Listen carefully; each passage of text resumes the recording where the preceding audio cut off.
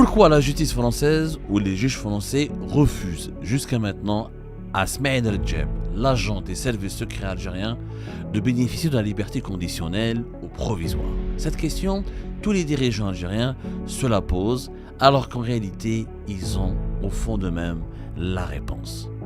Smaïl El-Djeb est pour le moment présumé innocent. C'est un ressortissant algérien, mais c'est un être humain qui a le droit à la présomption d'innocence.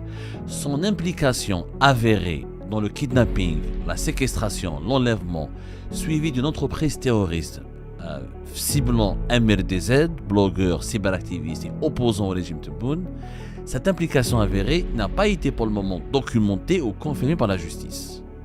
Comme tout être humain, comme n'importe quel justiciable, s'il réunit les conditions de sa présentation devant la justice et s'il se soumet à un contrôle judiciaire strict, raisonnable et rationnel, et s'il ne s'enfuit pas du territoire français, il a le droit à un contrôle judiciaire, à savoir le droit de quitter la prison pour pouvoir circuler dehors ou pour pouvoir bénéficier d'une résidence surveillée en attendant que son procès puisse avoir lieu, sachant qu'il n'est pas le principal accusé, il n'est que l'un des accusés.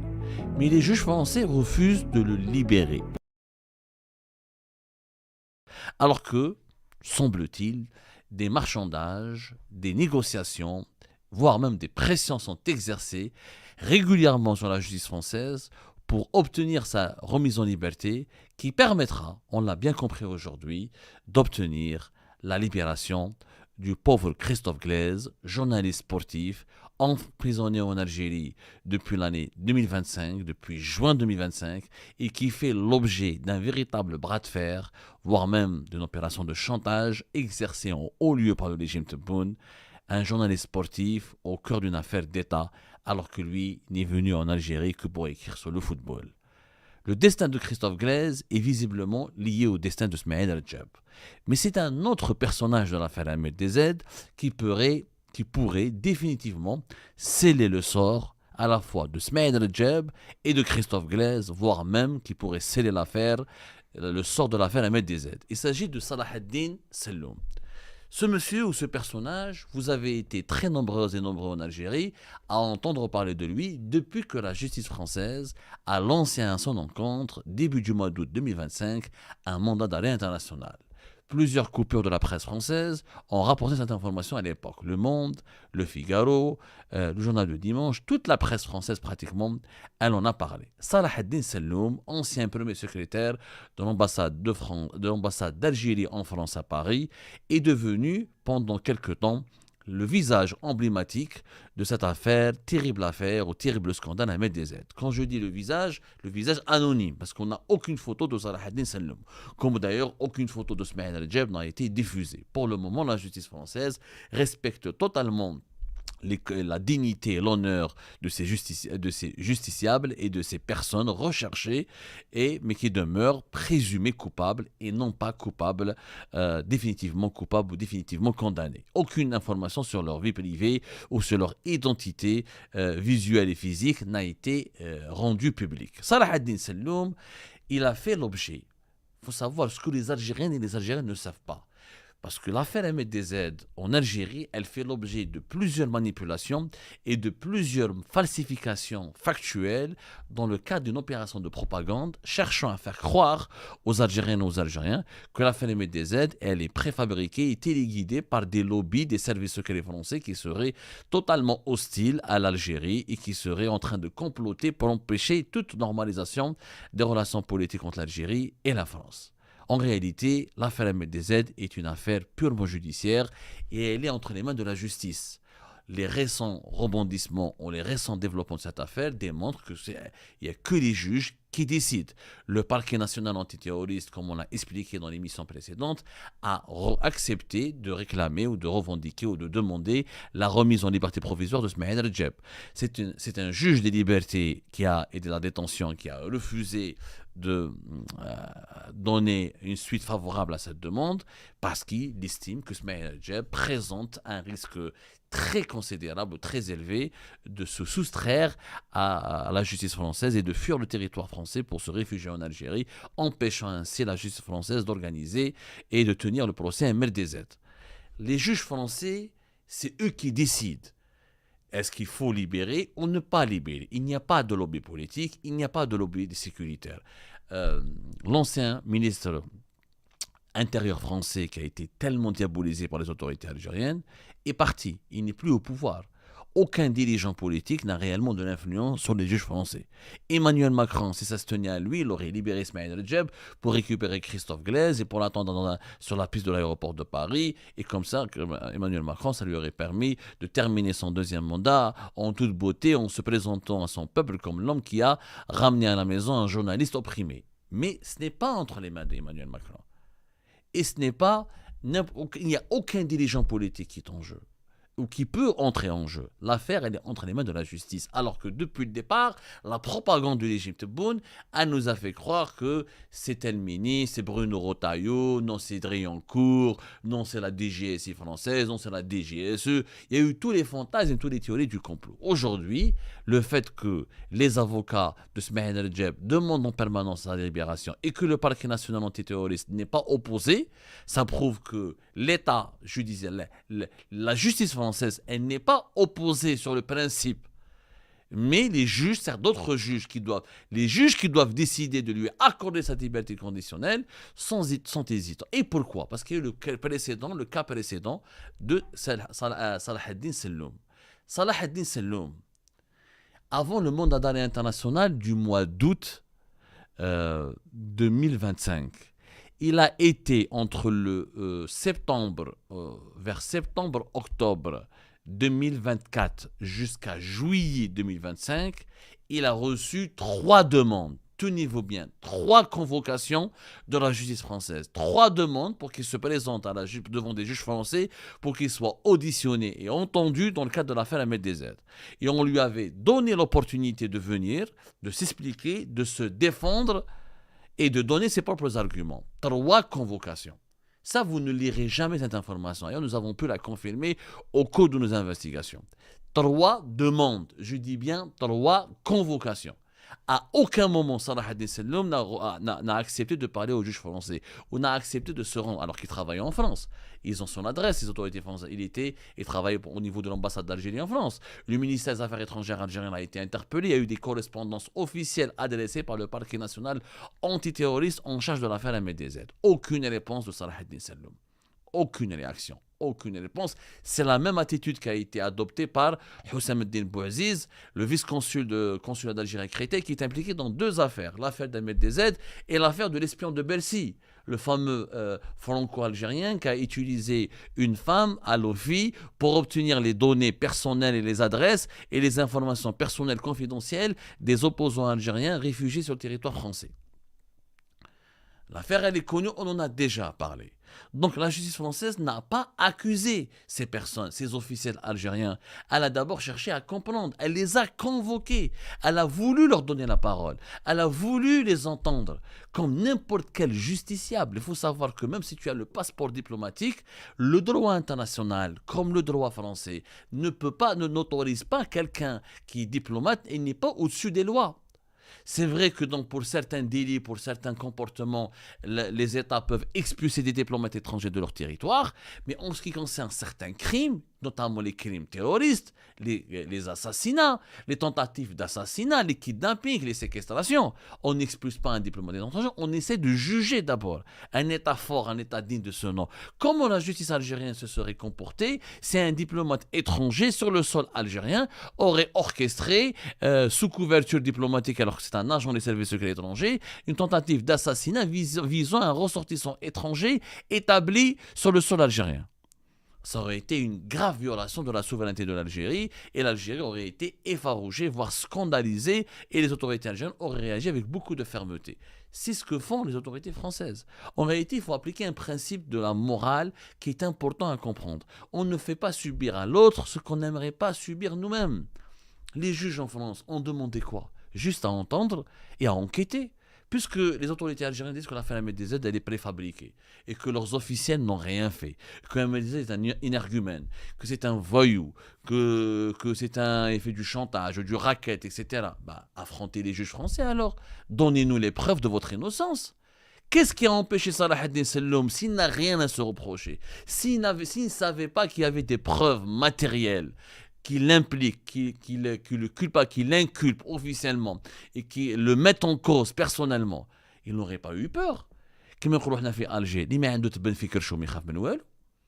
Celui qui n'a rien à se reprocher, celui qui n'a pas celui qui dort tranquillement la nuit, celui dont la conscience n'est pas troublée par un crime, par un mauvais comportement, par un fait gravissime dont il est coupable.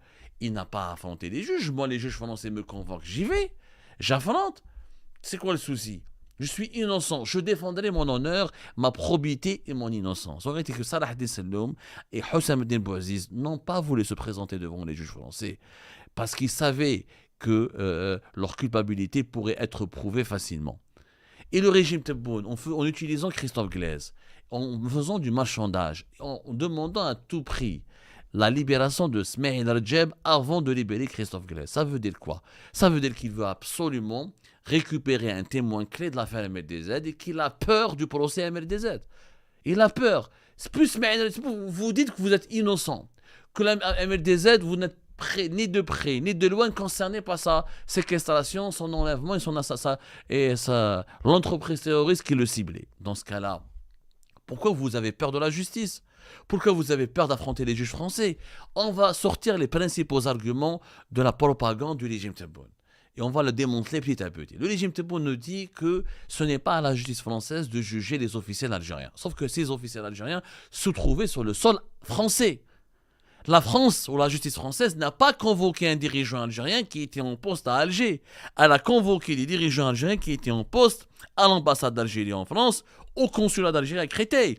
Donc, sur le sol français, sur lequel la justice française exerce sa souveraineté. C'est comme si demain, la justice algérienne, on va lui dire « Vous n'avez pas le droit d'enquêter avec un diplomate ou un dirigeant étranger qui travaille dans une ambassade en Algérie alors qu'il a commis un crime ou qu'il est suspecté d'avoir commis un crime. » C'est un argument qui n'a pas de sens. Deuxième argument du régime Tebboune, que c'est à la justice algérienne de juger uniquement les dirigeants algériens ou de juger des responsables algériens. Ok, dans ce cas-là, pourquoi la justice algérienne n'ouvre pas une enquête? Et dans ce cas-là, ok, vous ne voulez pas que les officiels algériens partent en France rencontrer les juges français. La justice française, le parquet national antiterroriste peut aisément demander une commission rogatoire, envoyer des représentants des juges du parquet national antiterroriste qui viendraient à Alger pour auditionner dans un lieu privé ou officiel Salah ad-Din Selloum et Houssam ad-Din Bouaziz. Ça existe, ça se fait. Il y a des juges algériens qui sont venus en France pour collaborer avec les juges français concernant les affaires des opposants, par exemple, ou des exilés politiques, comme votre serviteur, comme Ahmed Dezed, Hicham Aboud, ou Farhat Mahani, etc., ou des membres du MAC de Rached. Pour les opposants algériens, pour les exilés, les activistes politiques algériens, les juges algériens se déplacent en France, acceptent de collaborer avec la justice française. Mais quand la justice française demande elle-même à la justice algérienne de collaborer sur l'affaire MLDZ, bizarrement, aucune réponse. Est-ce que c'est pas malhonnête? Est-ce que c'est pas profondément dégueulasse? Il y a une contradiction, il y a une incohérence. Pour les biens mal acquis, récemment, des juges algériens étaient en France pour collaborer avec le PNAF, le parquet national financier, qui est en charge, des affaires financières, du crime économique et des affaires de corruption. Dans ce cas-là, pourquoi pas des juges algériens ne collaborent-ils pas avec le PNAT, le parquet national antiterroriste, pour justement élucider les circonstances troublantes de l'affaire MLDZ? Et c'est très simple.